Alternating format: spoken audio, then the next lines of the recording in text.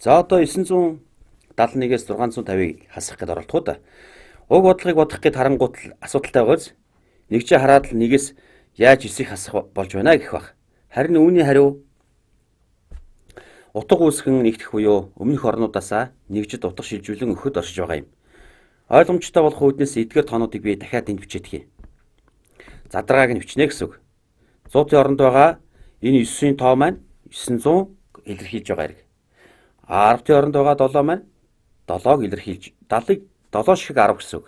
Харин нэгжид байгаа 1 маань энэ нэгийг илтгэнэ. За, багны доод талд байгаа энэ 6 маань 600-г илтгэнэ. 600. Энэ 5 маань 5 10 буюу 50 гэсэн үг. 9 маань 9 нэгж гэсэн үг. Тийм учраас 9 хэвээрээ бичгэнэ. За бид 971-ийг 659-ээр хорогдуулах гэж байгаа. Өөрөөр хэлбэл бүгдээрээ 600-г хасаад дахиад 50-ыг хасаад дахиад 9-ийг хаснаа гэсэн үг. За тэгэхээр үүн дээр ажиллая. Өөрөөр бичсэн болохоос биш нөгөө бодлоготойгоо яг адилхан байгаа биз? За нэгжийг ажиглая. 1 нэгжээс 9 нэгжийг хасч болохгүй.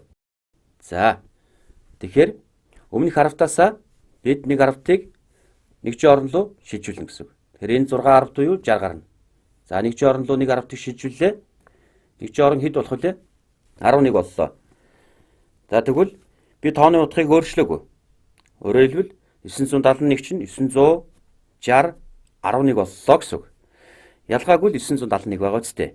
За одоо бол бид ялгарыг олж болно гэсэн үг. 11-ийг 9-ээр хорогдуулад 2 болно. 6 10-таас 5 10-ыг хаслаа 1 10 гарна. 900-таас 600-ыг хасъя 300. Өөрөөр хэлбэл 312 гарлаа. За тэгвэл энэ үйлдэлийг багнан бичгэл дээрээ бүгдээрээ хий. Гэхдээ задаргаа хийлгүүгээр. Өнөө л асуудал. Тэгэхээр нэгжээс нэгжийг хасахад нэг нэгжээс 9 нэгжийг хасч болохгүй учраас өмнөх харавтаасаа нэг харавтыг бид нэгжийн орон руу шилжүүлнэ. 7 харавтаас нэг харавтыг авахаар 6 харавт болно. За нэг харавтыг нэгжийн дээр бичлээ. Өөрөөр хэлбэл нэгжийн орон маань 11 боллоо. 11-ээс 9-ийг хаслаа 2. 6-аас 5-ыг хасна 1. 9-өөс 6-ыг хасахад 3 гарна гэсэн. Өөрөөр хэлбэл 971 ба 659 ялгар 312 гарлаа.